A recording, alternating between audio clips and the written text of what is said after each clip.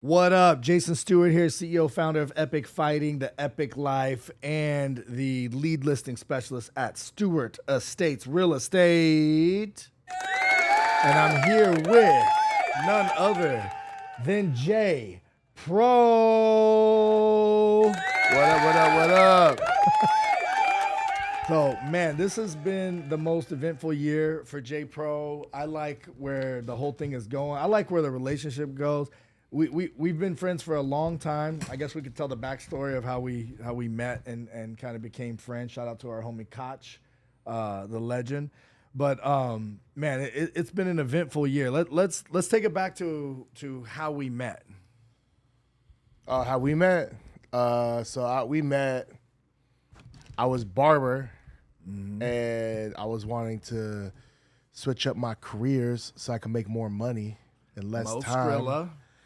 And Koch was like, "Oh, this guy wants to hire me, but he can't really afford me. You know what I mean? I wasn't trying to pay him that much. But he'll be a really good he'd be a good client for you to get jump started in like the videography photography realm." Right. So I was like basically just a lot of people who would see me in person would be like, bro, you need to capture more of this. And I thought I captured a decent amount, but they're like, just your everyday life, the stuff that you just do on the daily is most people's like dream vacation. Like your Tuesday is like someone's like coolest shit they've done in 5 years type shit. And so I was just like, oh, really? And he's like, yeah, you need to get someone that just. So I was looking for that. And Koch referred you. And then here you come. And we start going on vacations. And it was like paying you a monthly and then going on vacations. And that's where we started like spending a lot of time together, getting to know each other really well. Yeah, I mean, it didn't happen that fast, but I think. Yeah, there was a period of time where we didn't. Well, yeah, that's well, right. Well, no. What happened was like I came in, and then I was just like, all right, like I think we were just both like, all right, like I could take it or leave it. Mm-hmm. And then I saw you again, and then I was for sure ready to like move on. You ready? And then I was like, yo, man, like, and I kind of pressed you, and then you're like, all right, come on. Yeah. We went on a few trips together. It was really fun. How were the trips? What did you learn going on like the vacations or just following me and the family around? I mean, it's such a vague question. So, well, I mean, I don't know. I could go a bunch of ways. I could go. One thing I learned was at that time when I was doing videography, I thought I needed every single lens. I was like thinking from a very cinematic standpoint. And I would bring way too much gear. And then when I would go on vacation with Jason, he would, it's more adventure, very quick paced. We're here, now we're doing this, now we're doing that. And I'm like, yo, man, hold up, man. I got to change my lens. Yeah. Oh, I got to switch cameras. Hold on, man. I got to do this.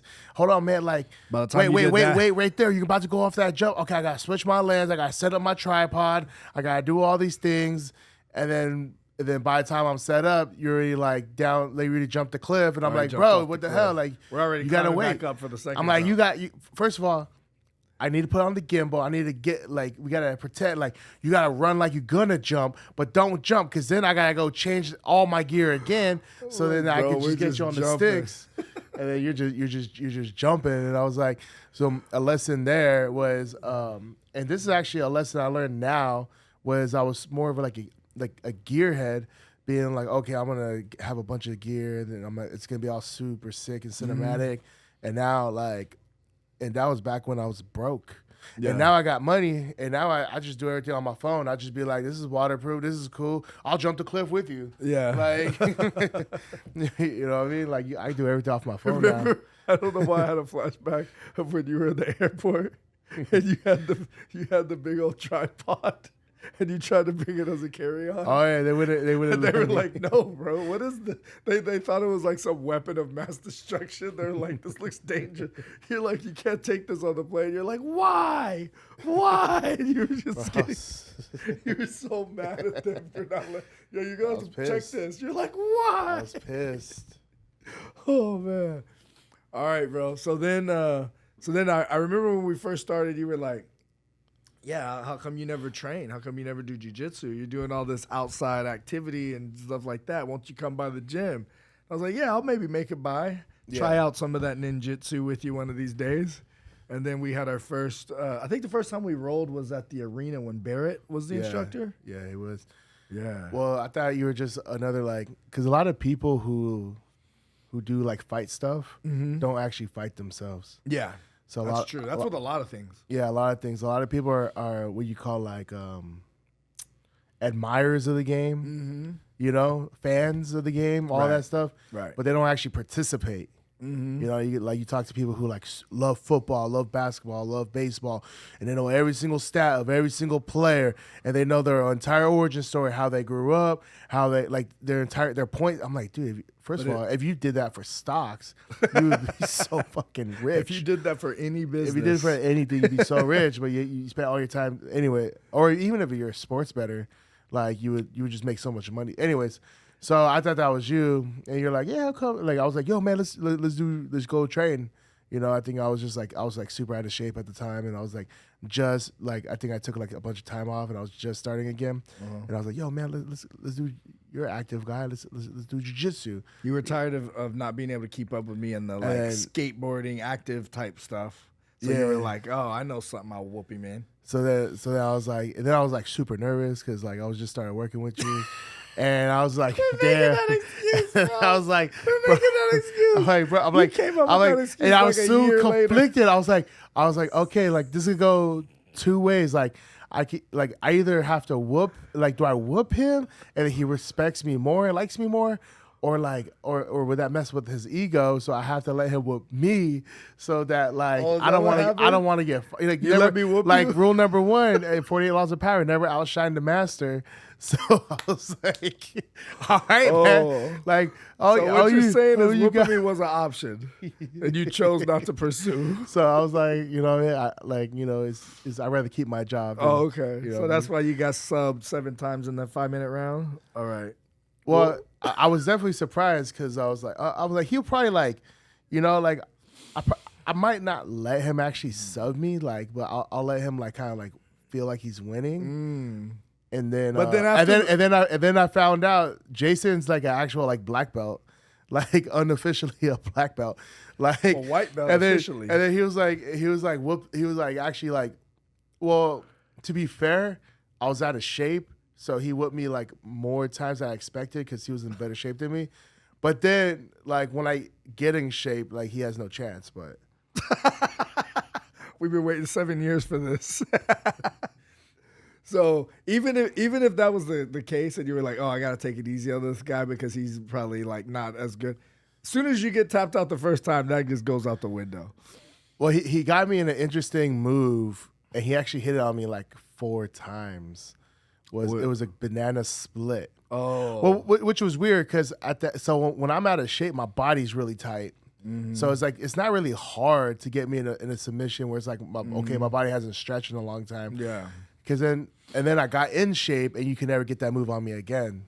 Oh, so it's like one of those. I beg to differ. So it's like one of those things. It's like, okay. It's like you got me on a good day. Okay. So let's fast forward. Lot of mentoring, a lot of like getting the mentals right with Jay. Jay is a very talented guy. He's great at adding value, making friends. Sometimes the value that you add is just listening. And just like being a good friend, someone there, and because of that, he's got a lot of successful people in his phone, in his circle. But you were like frustrated that you weren't getting there fast enough. You're like, I'm the poorest person in my friend group was kind of your thing, and my thing was pushing like the mentality, and your thing was pushing like, no, I just need to do more and know more, and all of it is right. There's definitely a mental gap of your identity. There's a gap of skill, and there's a gap of knowledge, right? Mm-hmm. And then for a lot of people, there's a gap of like you need to build the habits and the routines and actually do the stuff. I'm going to ask you, the question I'm going to ask you is, what do you feel made the biggest difference from getting to where you were to where you are now? And for those of you that don't know where he is now, he made a bunch of pivots from the video thing to doing video thing for businesses, to doing video things for attorneys, to doing video things for personal injury attorneys, to adding the ads on Meta ads for personal injury attorneys, and now he's built this. You know, him and his partner have built this multi-million-dollar business. They do, you know, in money coming in. What would you say? $1 million a month of money comes through, maybe more. Almost $1 million, but yeah, it's up there. Okay, cool. So what do you feel like was the difference from, you know, bridging that gap from where you were when we first met to where you are now? Well, there's a lot of things. There's a lot of things when I look back. I think also like your circle is very powerful. Mm-hmm. So like when I grew up, you know, very poor, no family. Like your only like choices in life, looking back on it, from what my circumstance was like, you could either be a drug dealer, you could just try to be a schemer, like, you know, who can I rob today to make a little bit of money? What kind of scheme can I come up with, like, to make money? Like, just really bad things. Yeah. And you could be a pimp, you know what I mean? Or you could work as like a cook in like a taco shop, like you a know minimum wage job, like a minimum wage job, like something like that. And I didn't know anyone who was successful at all. So, you know, like I had to just sort of figure it out. I had none of the answers, and the answers weren't as available as they are today. Like everyone's so lucky because they have the internet. Yeah. And there's just so many people in courses and programs are so important now that, like you can learn high value skills for less than 20 grand. Yeah. Like school is like, how much you're going to spend if you go to college, how much you're going to spend? Depends on the college, but at least $20,000 a semester for a cheap one, I would say. Yeah. Yeah. You're going to learn, and you're not even going to learn how to make money in school. Mm-hmm. But now you can actually go, like, there's somebody like me who became successful, who's like, hey, all that shit they're teaching you over there, like, doesn't work. Like, I'm just going to, maybe it works. I don't know. Like, I haven't seen anyone become successful from it. You're going to filter out exactly I'm what like, you this need is to know to this is the exact steps I took to become successful. So, and then you could just like pay somebody and they'll teach you exactly that for like 6 to 20 grand. Yeah. It's like people getting the real estate license thinking that something on the tests and that you study for your real estate license is going to help you in real estate. You're going to learn what you need to know when you get it, because you can go any direction. You know, you could be an appraiser, an inspector, a loan officer, or whatever. So you're going to learn it on the job. So what I would say is, like, you know, things that got me to where I'm at today, from being like extremely poor to like, you know, I got money now, you know what I'm saying? is, for one, it was, Thriller. you know, Jason actually was a huge pivot point for me. Thank you. Because till then, I was a barber. And keep in mind, I was under the pretense that you had to work hard. And I worked hard. No one worked harder than me. Mm-hmm. Like, my philosophy was, I'm the first one to show up. I'm the last one to leave. And I take no days off. I don't take Christmas off.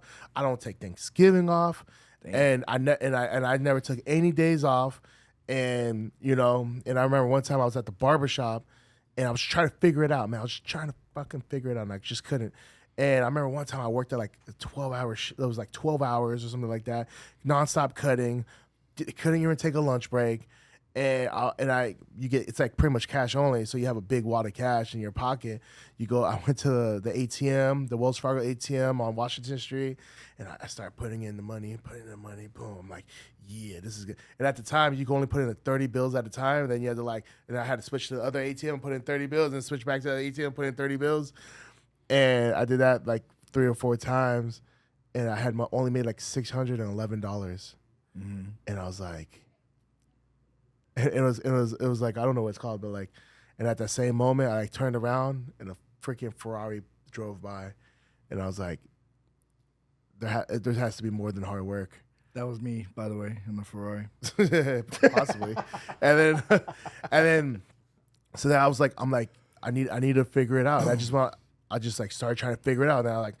And I started seeing like people, like Koch, he was making as much money as me, but working like half the amount of hours. Right. And I was like, okay, so like if he can make more money, the same amount of money, because he wasn't trying to work hard, you know what I mean? Like he's like, Koch is a very chill guy. He's chill. So he's like, quality of life is important. So he was making as much money as me, if not more, working half the time. And I was like, okay, well, I need to learn photo and videography because if I just work double the time he works, then I'll make more money. Yeah. Even if I work the same amount, like half the time, I'll still make as much money. Yeah. So it just made more sense. I'm making more money per hour or per in the same amount of time. And so I went there, and then that was hard, bro. Like trying to figure out the videographer thing. People wouldn't it was super people I would remember I would get paid like $300. I'm like, oh, I made $300, but then I would have to work on the project for Go 2 home and edit weeks. yeah. And I'm I'm making less money, you know what I mean? And I was like, this ain't the answer. I'm like, this ain't the answer. I have to keep finding the answer. I have to keep finding the answers. And I just went on this nonstop pursuit of pretty much, I was so desperate. I was looking at everyone yo, man, how do I get rich, bro? You know what I mean? And you were a big help in more of the mentality and seeing what's possible because of who you're connected with. So I was like, okay, so there are people who get rich. And you were also the first friend I had that when I told you my goal, which was and to me, it seemed impossible. Because I remember 10,000 a month. Yeah, 10,000 a month. At the barbershop, I'm telling the guys, I want to make $10,000 a month. Come on, man, be realistic. No, who do you know makes $10,000 a month? I was like, I literally know nobody who makes $10,000 a month. Right. But I was like, I don't give a fuck. I'll make $10,000. I don't know how I'm gonna do it, but I'm gonna do it. And I remember I told you my goal. You're like, oh, and then I remember that same night, you told Ali Horace, you're like, hey, Jeremiah wants to make $10,000 a month. He's like, that's it? Yeah. Oh, that's easy. You can do that by the end of the year.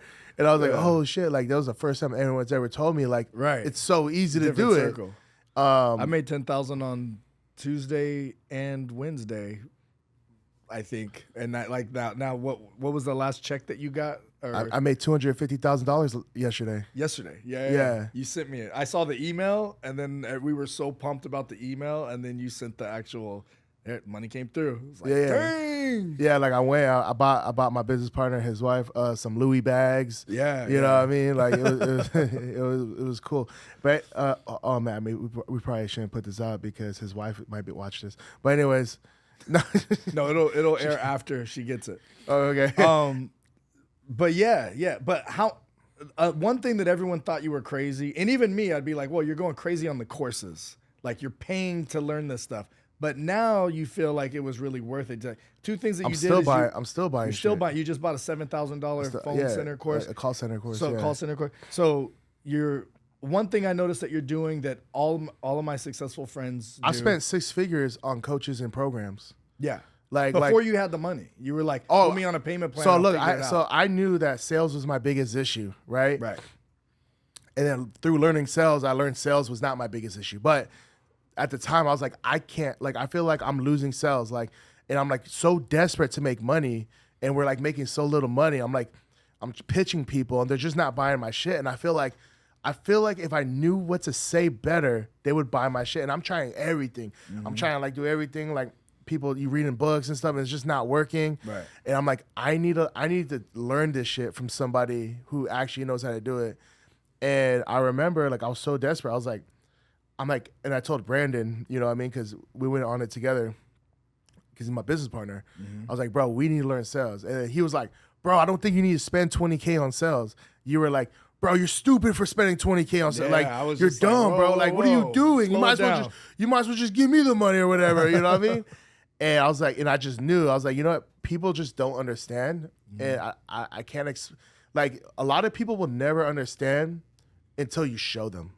Right. And I was like, in my heart of hearts, I was like, I know I need to learn sales. And I didn't even have the money. I was like, all my credit cards were maxed out. I was in debt. I'm paying the minimums every month. I probably spent thousands and thousands on interest. Yeah. And I had to finesse a loan. And how I did it, I got a debt pretty much a debt consolidation loan. And instead of consolidating my debt, I put that money on the sales. The most irresponsible thing that you could have done, but it worked. Yeah. All right, we gotta wrap it up soon. But I think the two things that you did was you went all in betting on yourself, investing in yourself. Right. I always tell people invest in yourself first, your business second, real estate third. Well, what else are you gonna bet on? Then you can play with everything else. Right. It's there's nothing you can spend money on It's like, oh, I could put it in the stock market here, or I could do it right here. I'm like, Nothing's there's gonna no give you a bigger side hustle ROI. you can invest in that is gonna bring you more money than investing in your own skills to make more money. Right.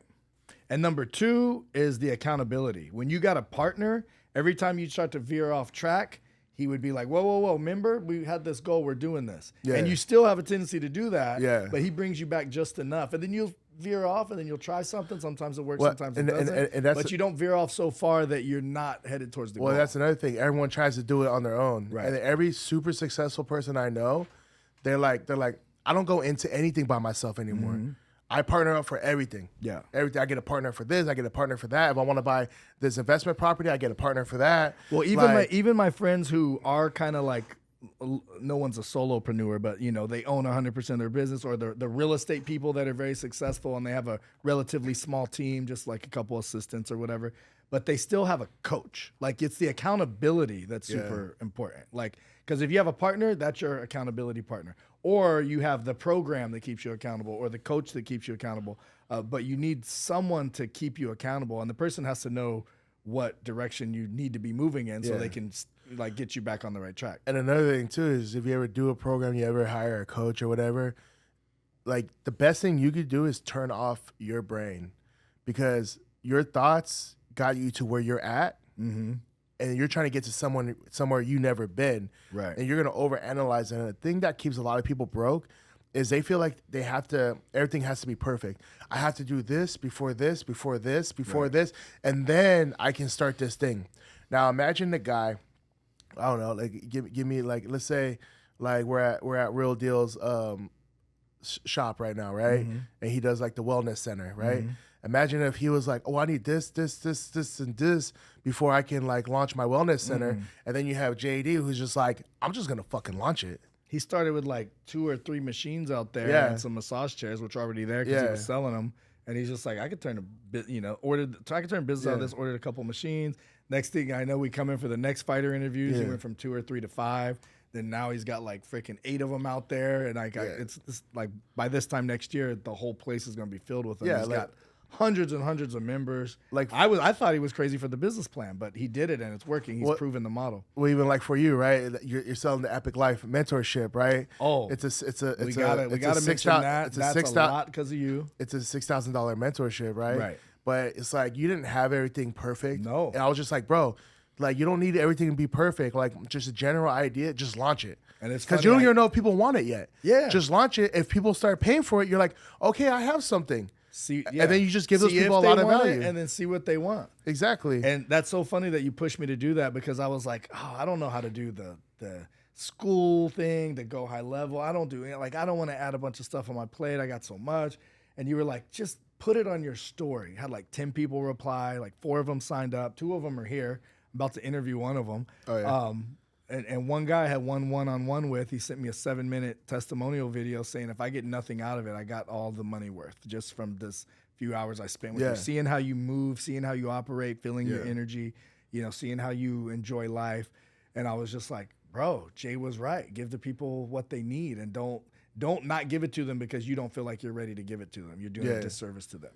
Exactly. And the people who pay for it will take it a lot more seriously. Oh, 100%. And also another thing too that people don't realize is like when you pay for a mentorship, you're also paying for the community of like-minded people. And I've actually gotten way more from the community of the mentorships I've been in, because you get value, like you get value from the course, the mentor and all that jazz, the coach, Yeah. your coach.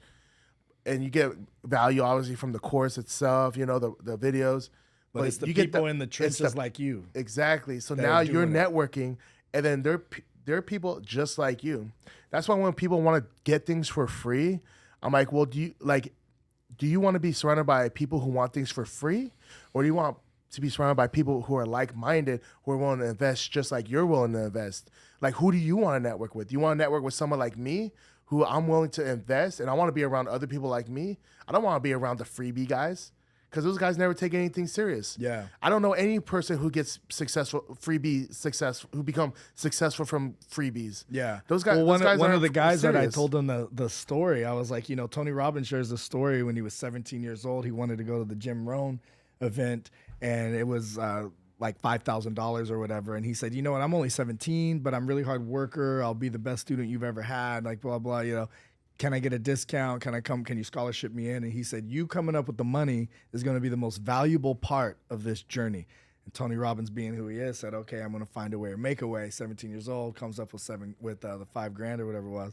And he does the course. I told that story to one of the guys out there, and then they're like, you know what? You know, let's figure this out. Let me get on. I love that example because even when I came up with the 20K, right? I came up with, not only did I come up with the 20K, my business partner went in with me, but like he didn't want to. So I'm like, dude, I'm gonna look really bad if this doesn't work. You know what I mean? And the guys who ran the program were in the UK. So I had to wake up at 5 o'clock every single morning for 6 months. So I was like, I bought this course. I made my business partner invest in it too. But if you'd have got it for free, you wouldn't have woke up at 5 a.m. What would have got it for free? I would never woke up at 5 a.m. I would have never took it serious. My buddy Greg Kimball wanted to join Tim Story's event or mastermind, whatever it was he was selling. And he was like, hey, you know what? I just went through XYZ. Do you think I can get a discount on the course? And he's like, if you want discounted results. And he said, never mind, here's my 10,000. But that's all Tim Story had to say was like, do you want discounted results? You know that's what I mean? it. Like people who are serious. And you could literally have the exact same course and pay half. And like the person who pays twice as much will literally get twice as much out of that same course. That's why like the $100,000 masterminds, those people are making, you know, 100 times bigger moves than the people in the $1,000 mastermind, even if the itinerary is exactly the same. Yeah. It's just you're surrounding with people who are either playing at a bigger level or want it a lot worse. Well, and that's why you're a big reason how I became successful, because you were the first person I met who introduced me to millionaires. Mm-hmm. I didn't know any millionaires before.